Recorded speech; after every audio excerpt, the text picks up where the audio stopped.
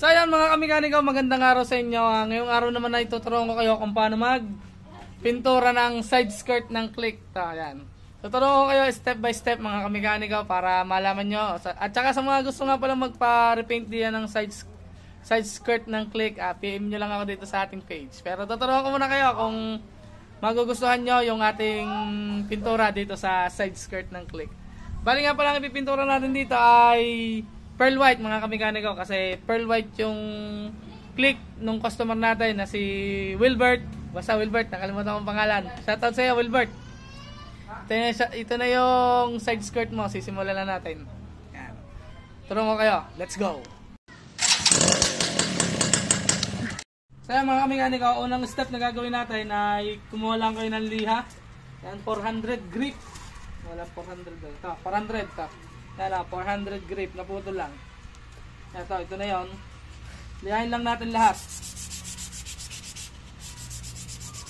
Dapat mga kamekaniko, lahat ng parte ay malihan natin ng 400 o mapagaspang natin. Yan.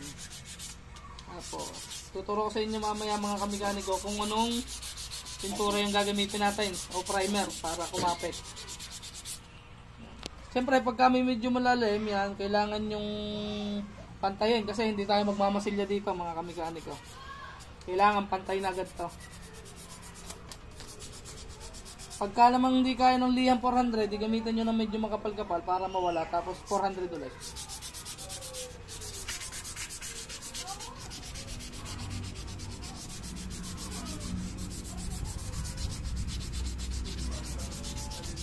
Yan, balitaan ko lang kayo mga kamekaniko mamaya pagka nalihan na natin lahat ng 400. Natapos na natin lihahin mga kamekaniko yung side skirt ng click. Ngayon naman ay magbubuga na tayo ng primer na para sa kanya. Yan. Pakikita ko sa inyo yung primer na gagamitin natin. Ito. Nax Nippon. Yan. Yan. Bumper primer. Pang plastic talaga. Pang PP primer talaga. Yan. Ang ratio naman nito ay wala na tong ratio. Bubugan nyo na lang to. Pag binili nyo, bubugan nyo na lang to. Yan. Pinaka-primer niya. Wala na din siyang catalyst. Wala na rin siyang thinner. Yan. Kaya wala nang direction. Wala siyang direction, di ba? Yan lang. Mga precaution lang. Ingredients. Yan. Kaya bugan na lang to mga kamekaniko. Bugan natin mga kamekaniko ng 2 coats hanggang 3 coats. Yan. Para matibay. Yan, tara na, let's go, buga na natin. Yun, nabuksan na natin mga kamekaniko. Lagyan na natin to sa spray gun. Yan, pwede na yan. Kulang tayo ng pang ano dito. Sayang to.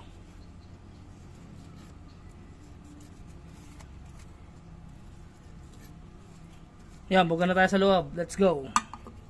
Yan, punasan lang natin ng tuyong basahan na may thinner. Yan. May thinner ito mga kamekaniko. Thinner na lang yung pinampupunas ka. Para kapit na kapit. Malagay mo punasan nyo para walang kumapit na kung ano man.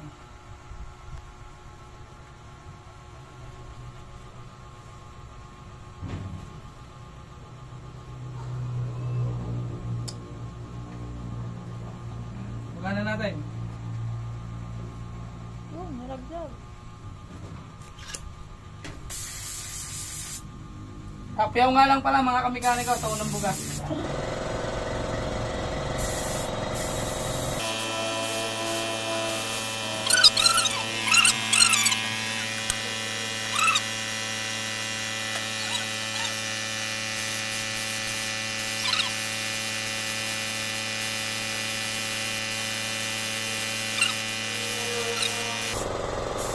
Yan, enter pa lang tayo ng ilang minutes, siguro mga 10 minutes o 5 minutes. Depende sa panahon. Bago natin patungan ulit ng second coat. Yan mga kamekaniko, nakapag-flash off na tayo ng 10 minutes. Pwede na natin siyang bugahan ulit ng second coat. Let's go!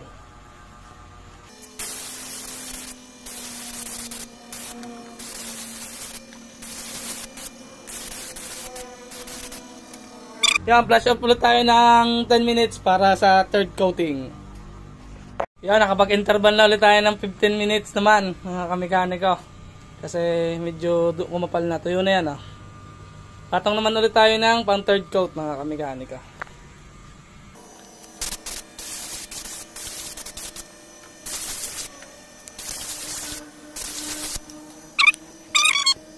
Yan mga kamekaniko, di 20 minutes naman natin patutuyin bago natin lihahin. Kailangan lang bago nyo lihahin ay tuyong-tuyo.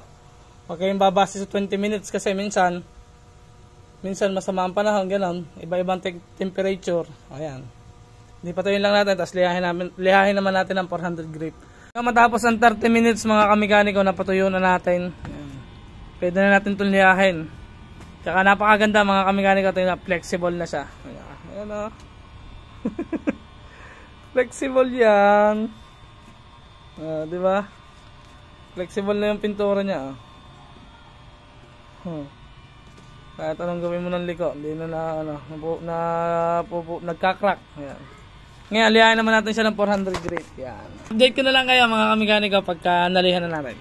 Yan, natapos na natin lihain mga kamekaniko ng 400 grip. Yan. Pwede na tayong mag-base coat. Yan. Pwede nyo itong primeran, tsaka pwede nyo hindi.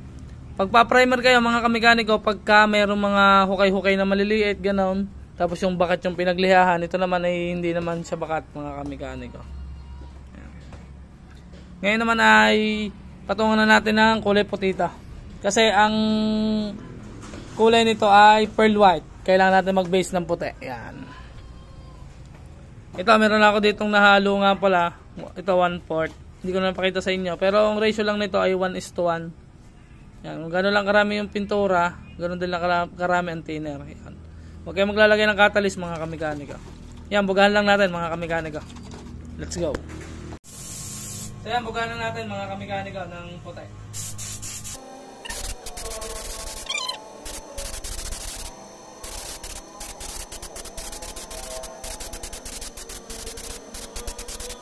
Okay na, patuyo na lang tayo mga kamekaniko ng 5 minutes.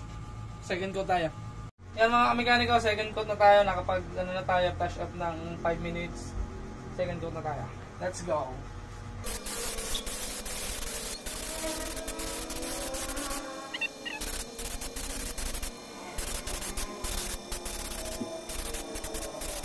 Alright. Okay na, patuyo na lang natin. Yan mga kamekaniko, napatuyo na natin. Yan, nakapag 2 patong tayo. Ngayon naman ay sundan natin ang pearl white mga kamekaniko. Kasi pearl white yung gusto ng may-ari dito. Puti na siya pero gusto niya yung pearl white. Kasi kagaya ng kanyang motor. Hindi na tayo babase ng kulay mga kamekaniko. Nagpadala nga pala ako nung pang ibabaw. Ikukopya natin din eh. Kung hanggang saan kakayanan yan. Yan, dyan natin ikukopya mga kamekaniko. Malayo kasi di ba? Ngayon naman ay maghahalo tayo ng pearl white na meron ako din eh. Yan ito. Meron akong pearl white dito. Yan, para naman makukopya naman siguro. Ayan, ganyan. Nga pala, kaya tayo nag-base ng puti ay kailangan dito sa pearl white. Tapos ang ratio lang naman nito mga kamekaniko ay 1:1. Yan. Gaya lang nung sa base coat. Kaya hindi ko na kailangan turo sa inyo yan. Alam nyo na yan. Basta kung gano'ng karaming pintura, gano'n din lang karaming thinner. Halo lang ako mga kamekaniko, tapos buga na tayo doon. Let's go. So mga kamekaniko, kapag halo na tayo, patungan naman natin ang first coating pa ng pearl white.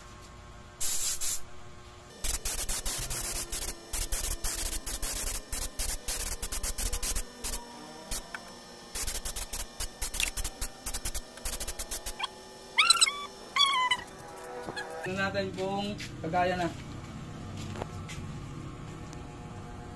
Isang patong pa mga kamekaniko. Isang patong pa tayo. Ayan, hanggang sa makuha itong kagaya. Ayan. Isang patong pa nga pala mga kamekaniko. Kita naman di ba? Kita ba nila? Balitaan ko lang kayo mga kamekaniko pagka kagaya na. Update mga kamekaniko. Yan mga kamekaniko, natapos na nating patungan ng pearl white mga kamekaniko. Ayan o. Pearl white na siya. Ngayon naman mga kamekaniko ay lihahin naman natin siya ng 2,000 o 1,000 grip. Yan. Para mapantay lang natin bago natin i-clear coat. Check natin ang kanyang flexibility kung okay pa rin. Ano, naliliko pa rin mga kamekaniko. Di ba? Okay pa rin. So ayan, lihain lang natin, tapos turuan ko naman kayo kung paano maghalo ng gagamitin natin top coat dito. Yan mga kamekaniko, nalihan na natin ng 1000 grip yung side skirt ng Click. Ngayon naman ay tuturuan ko kayo kung paano maghalo ng ginagamit kong clear coat. Yan, ito yung ginagamit natin clear coat. Ceramic clear, Nippon. Nippon clear. High gloss. Yan ang ratio niya na yun dyan. Basahin nyo lang. Pero tuturuan ko kayo. 4:1 base hardener. Yan. Ngayon maglalagay lang tayo dito ng, yan, matatapon pa. Maglalagay lang tayo dito ng 50 ml. Yan dito. 0 lang natin.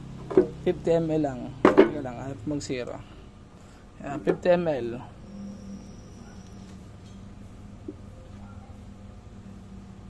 Yan. Lumabas ng konti. Yan. Kasi na siguro doon ng 50 ml. Kasi na siguro. Kasi meron pa naman tong, gawin na natin 80 mga kamekaniko. Yan mga kamekaniko, 87. Yan, 86. Tapos ngayon i-divide natin sa 4 mga kamekaniko bago kayo maglagay ng catalyst. Mga kamekaniko, 87 na siya. Ngayon dagdagan natin ng 21 grams kasi dinivide natin sa 4. Magiging 108. Yan, lumabis lang ng konti, 108.19. Yan, ngayon, okay na yan mga kamekaniko. Pwede na nating ibuga doon sa ating side skirt ng Click. Yan. Buga na natin mga kamekaniko. Let's go. Yan, buga na natin mga kamekaniko. Let's go. Hapyaw-hapyaw lang mga kamekaniko sa unang buga. Kaya make sure nyo na okay yung spray gun nya. Yan. Wala pa yan. Iano ko lang yung hangin.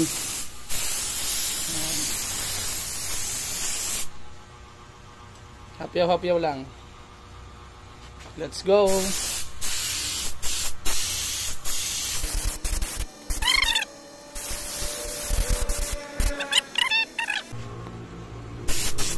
Ayan. Mayan ulit. After 5 minutes o 10 minutes. Depende sa panahon. Mga kamekaniko, second coating na tayo. Nakapag flash up na tayo. Ngayon naman na ibuga na natin second coating. Yan. Bali 2 patong lang yung gagawin natin dito kasi hindi aring kumapal, hindi din aring lumipis. Saktuhan lang. Makaslap na naman siya. Yan. Dagdagan lang natin mga kamekaniko.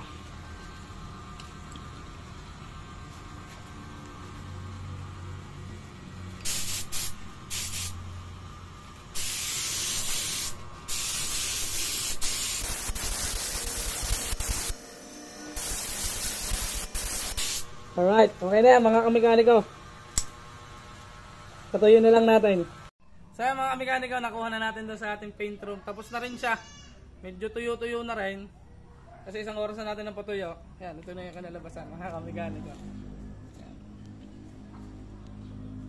Okay naman diba mga kamekaniko? Kita ba makislap? Yan, makislap. Tapos try naman natin ngayon i-bend mga kamekaniko kung mabebend. Tandaan lang kasi medyo basa pa. Nabebend pa rin mga kamekaniko to. Pero hindi na sa gilid. Ayan. Diba? Mga kamekaniko. Ganda na, nabebend. Kaya sa mga gusto magpapintura ng ganito, message lang ako dito sa ating page mga kamekaniko. Alright, napakaganda. Kita ba nila makaslap? Yung isa nandun nakabilad pa. Ganito na lang mga kamekaniko ang ating vlog para dito sa ating pininturahan na side skirt. Yan. Wilbert, ito na. Tapos ang iya. Peace out.